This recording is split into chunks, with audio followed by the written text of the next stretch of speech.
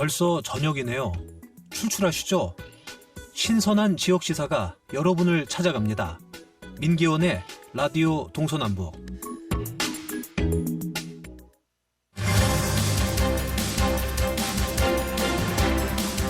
최근 보도에 의하면 올해 들어 거래된 강원 지역 아파트 3채 중 한 채는 외진이 매입한 것으로 나타났다고 합니다.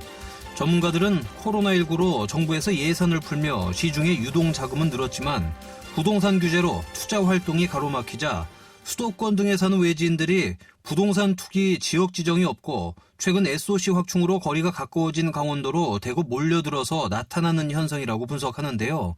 이렇게 강원 지역의 부동산 투자가 급속히 이루어지면서 지역 내 매물 부족과 가격 급등 등의 부작용이 나타나 지역에 살고 있는 지역 주민들은 오히려 불편해졌습니다.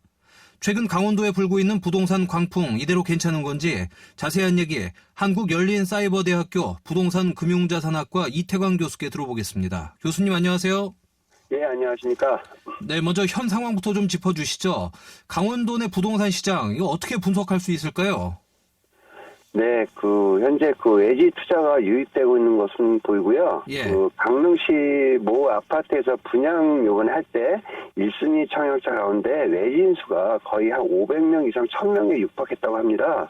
그리고 거기에 구축 아파트의 주택 매입 시에 중과 취득세에서 다주택자라 해도 가격이 1억 미만인 주택이 이제 중과세에서 혜택을 볼 수 있거든요. 그러다 보니까 구축 아파트까지 외지인들의 투자가 들어온 듯하고요. 또 그리고 아까 말씀하신 것처럼 강원도의 부동산 가격은 외지인들이 전부 다 현재 올려놓고 있어요. 그래서 강원도 원주민들이 이제 거의 힘들다고 볼 수 있습니다. 예. 그러니까 말씀하신 것 중에 네. 전어상이기 때문에 좀 이렇게 불분명하게 들릴 수 있거든요. 구축, 예. 신축의 반대말인 구축 아파트를 말씀하시는 거죠? 예, 구축 아파트가 이 공시 가격 1억짜리 미만은 취득록세에서 자유롭거든요. 그러니까 예. 외지 사람들이 이쪽에 아파트를 구입하러 오고 그러고 있습니다. 예. 그러니까 외지인들이 구입은 하지만 거주하진 않는 거죠? 그렇죠. 예, 이제 그러니까, 투자 제품으로. 네, 그러니까 외지인들이 우리 지역에 있는 아파트를 사가지고 결국에는 현 주민들한테 다시 되팔거나 세를 놓는 상황인 건데. 그렇죠. 예, 외지인들이 선호하는 부동산이 또 따로 있을 것 같습니다. 이를테면 바다가 보이는 아파트라든가 어떻습니까? 예, 그렇죠. 예, 통계에 의하면 지금 바닷가 쪽에 양양 지역의 매입량이 이제 41건으로 전체의 88% 중에 절반을 차지하고 있고요. 예. 그다음에 이거를 이제 퍼센트로 얘기한다면 고성은 40%가 넘고요. 그다음에 속초는 37%. 그다음에 외지인들이 매입한 것으로 나타나고 있는데, 그다음에 또 수도권하고 가까운 영서 내륙 쪽에 보면 원주가 40%가 넘었고요. 춘천도 35% 넘고, 평창 같은 경우는 좀 50%가 지금 외지인들이 매입을 하고 있습니다. 예. 예. 교수님께서 처음에 말씀하신 것처럼 외지인들이 부동산 가격을 자꾸 올리고 있다. 그래서 집값이 치솟고 있다. 이게 굉장히 문제인 것 같은데 네, 도내 아파트 가격 작년과 비교해서 얼마나 올랐는지 그 부분을 좀 말씀해 주시죠. 네, 한국부동산원 조사 결과에 의하면 3원 아파트 평균 가격은 지금 1억 5,177만 원으로서 강원도 가격 통계 작성상의 최고치를 지금 현재 나타나고 있습니다. 예.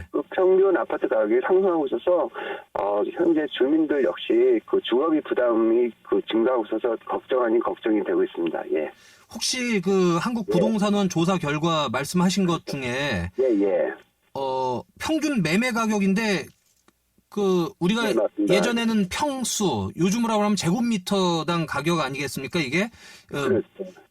얼만큼의 크기를 기준으로 1억 5,117만 원인가요? 얘기할 때는 국민주택 85.평방미터라는 게 있어가지고요.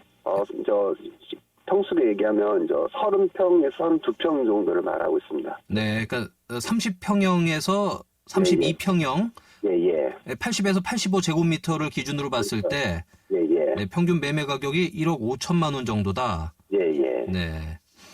아파트 가격이 오르면 신규 분양가도 높아지죠? 새로 짓는 아파트들도. 그렇죠. 예. 네, 분양가는 어떻게 되나요?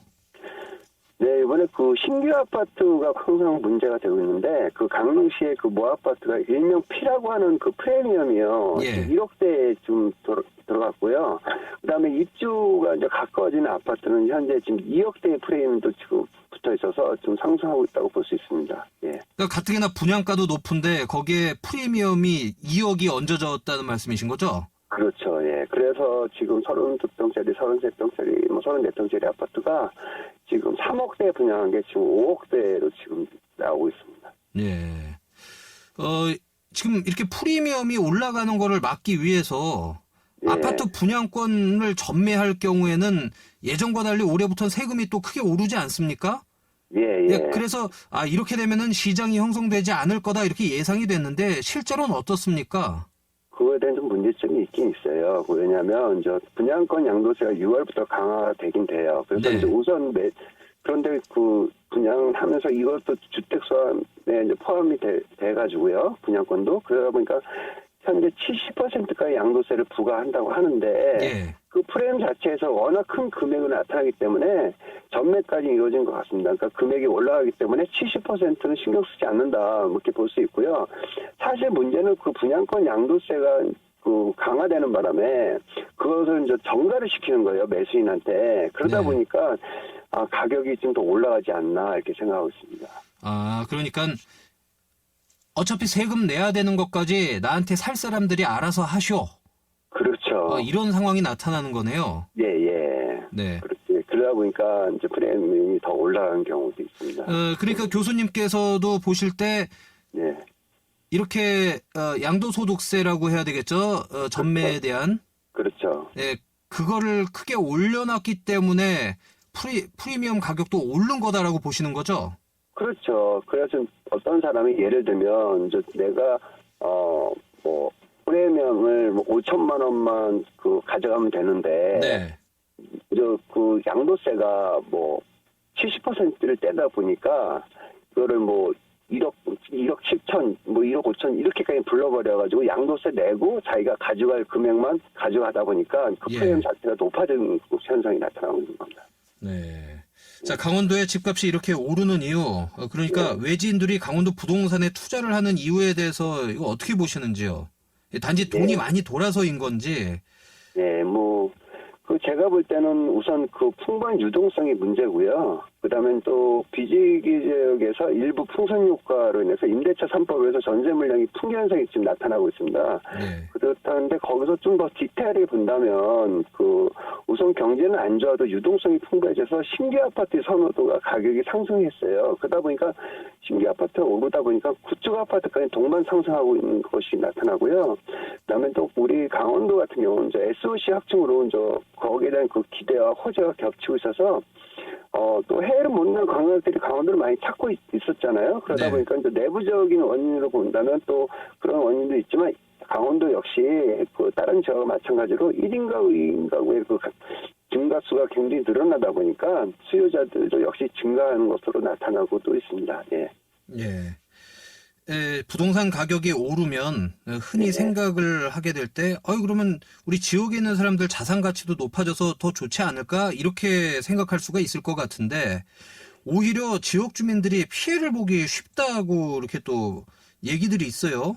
예, 앵커님 말씀처럼 주택을 소유한 사람은 가격이 상승해서 좋을 수도 있지만, 네. 또 반대로 무주택자가 있지 않습니까? 무주택자는 개인이 쓸 수 있는 그 가처분이 줄어들어서 주거 비용이 상승하게 되잖아요. 예. 그러다 보니까 가격이 저렴한 주택에서 좀 싼 집으로 내려가는 다운 하우징이라고 하는데, 그래서 악화되고 있어서 좀 빈부격차가 좀 심화되고 있지 않나 이렇게 걱정이 됩니다. 예. 네. 여기에다 또 보태서 그런 마음도 있을 것 같습니다. 하루가 다르게 집값이 오르니까 대출이라도 받아서 우리도 또 사야 되겠다. 네. 그러다 보니까 수요자가 더 늘다 보니까 예. 또 집값이 또 올라가는 경우도 있죠. 예. 자, 제가 지금 드리는 질문은 사실 맞추기가 쉽진 않을 것 같은데 강원도 네. 집값 언제까지 오를 거라고 보시나요? 네, 그 어려운 질문인데요. 예. 그 전망이라는 것이 결국 섣불리 예측하는 건 아닌데, 네. 그래도 이제 제가 굳이 의견을 말씀드린다면 한동안 상승할 것으로 예상이 됩니다. 그리고 또 아차하면 강원도 주요 도시 중심으로 역대 최고치를 좀 치지 않을까 이렇게 생각하고요. 네. 뭐 그런 이유를 이제 간단하게 네 가지로 압축해서 말씀드린다면 첫 번째는 유동성에 의한 그 인플레이션 영향이 예측이 되고요. 또 인플레이션도 종류가 있는데 이제 그 중에서도 수도권은 이제 포함 내지 하락에 있을 때 지방은 상승하는 바이브레이션이라는 인플레이션이 있습니다. 그래서 그게 일종의 이제 풍선 효과로 보는 건데 네. 강원도뿐만 아니라 전국적으로 나타나고 있습니다. 지금. 그래서 네. 이쪽 경상도, 전라도 다 나타나고 있고요.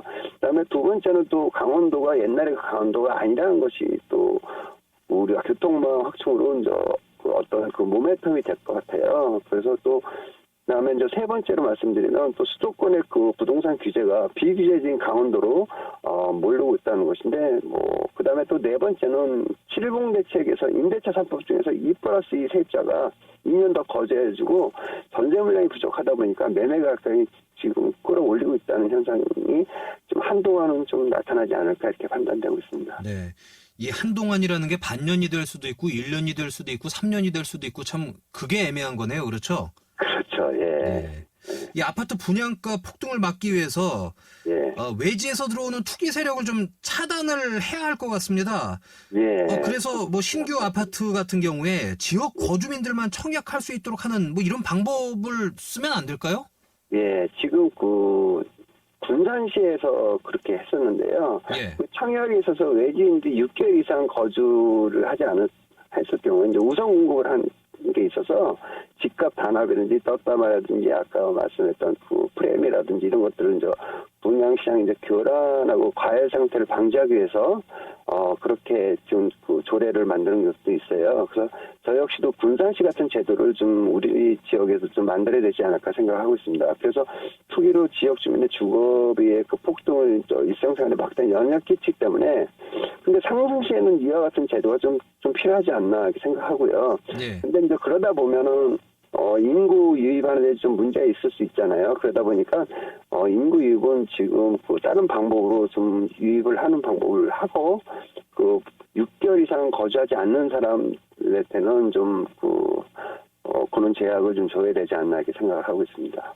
그러니까 강원도의 신규 아파트에 청약을 넣으려면 6개월은 반드시 실거주를 해야 된다. 그렇죠. 이렇게 좀 진입 장벽을 두는 게 어떻게 보면 좀 효과가 있을 수도 있다고 보신 거네요. 지금 뭐 분양을 뭐 하루 이틀 남겨놓고 전유 신고를 하고 분양을 받는 사람도 있거든요. 네. 그런 사람들은 좀 막아야 되지 않나 이렇게 생각합니다. 예, 알겠습니다.